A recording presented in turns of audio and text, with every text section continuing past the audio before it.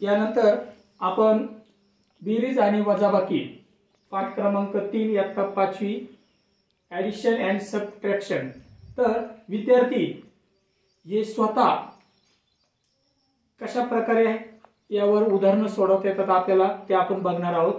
तर प्रथम ही संख्या आहे बघा, 3,86,865 प्लस 2,98,277। तर ही जी संख्या आपण विद्यार्थ्यांना दिलेली आहे या संख्येची बेरीज कशा प्रकारे करता येते आपण ते आता यावर बघणार आहोत। तर सर्वात प्रथम आपण एकक स्थानच्या अंकांची बेरीज करणार आहोत। 5 आणि 7, 7 आणि 5 12, 12 म्हटल्यानंतर खाली 2 आलेत आणि एक हातचा, जो काही हातचा येतो तो हातचा नेहमी पुढच्या संख्येच्या डोक्यावर द्यायचं विद्यार्थ्यांना आपण सांगितलं पाहिजे।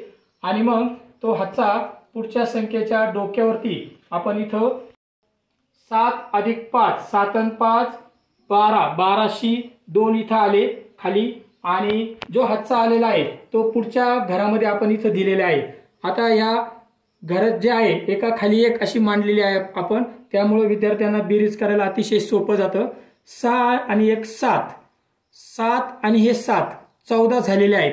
मग 14 झाल्यानंतर विद्यार्थी काय करतो, त्याच्या गटामध्ये जे दुसरे विद्यार्थी असतात त्या दुसऱ्या विद्यार्थ्यांना आपण सांगायचं की त्यातून अंक त्या विद्यार्थ्याच्या हातामध्ये त्यांना द्यायला लावायचे। मग 14 म्हटल्यानंतर दुसरा विद्यार्थी असे 2 अंक घेईल आणि 14 बेरीज आलेली अशी दाखवल। मग यामधील 4 हा अंक जो आहे तो आपण उत्तराच्या ठिकाणी खाली लावणार आहोत आणि आलेला जो हातचा आहे तो विद्यार्थी किंवा आपण पुढच्या घरामध्ये इथं ठेवणार आहोत। आता पुढच्या घराची बेरीज करताना बघा, हातचा जो आलेला आहे वरून खाली बेरीज करत यायची, म्हणजे आपला हातचा घेण्याचं राहून जात नाही। विद्यार्थी कधी कधी गडबड काय करतात, ज्या खाली संख्या दिलेल्या आहेत 2 त्याचीच बेरीज करत चालतात। उदाहरणार्थ 8 अधिक 2 10, तो वरचा हातचा ते विसरून जातात। म्हणून विद्यार्थ्यांना आपण नेहमी काय सांगायचं की वरच्या घरापासून खाली बेरीज करीत यायचं। मग हा जो आलेला एक हातचा आहे हा हातचा अगोदर यात मिळून घ्यायचा। 8 आणि 1 9, 9 आणि 2 11। मग 11 म्हटल्यानंतर त्याचा मदतनीस गटातला जो विद्यार्थी आहे तो त्याला 11 ही संख्या देईल आणि मग त्यातील एक आपण इथे लावणार आहोत। बघा, एक इथे लावला, हातचा आला एक, तो आपण इथं वरती लावला। मग 6 आणि 1 7, 7 आणि 8, 8 आणि 7 15, 15। मग आपल्याला तो त्याचा मदतनीस जो आहे तो त्याला 15 संख्या देईल। खाली आपण इथे 5 हा अंक लावलेला आहे आणि आलेला हातचा आपण इथं वरती दिलेला आहे। 8 आणि 1 9, 9 9 18। मग 18 झाल्यानंतर त्याचा मदतनीस पुन्हा त्याला यातून 18 ही संख्या शोधून देईल। मग 8 आपण इथं खाली लावणार आहोत आणि हातचा आला 1।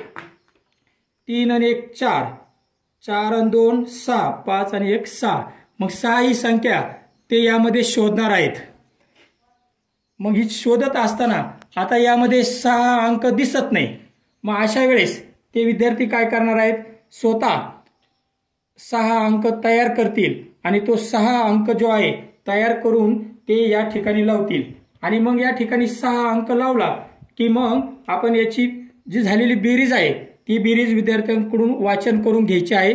मग अशा प्रकारे या मॉडेलचा आपल्याला उपयोग करता येतो। यानंतर आपण काय करूया, एका विद्यार्थ्याला हे उपकरण कशा प्रकारे हाताळता येते तर आपण त्या विद्यार्थ्याकडून त्यावरती एक उदाहरण सोडून घेऊया।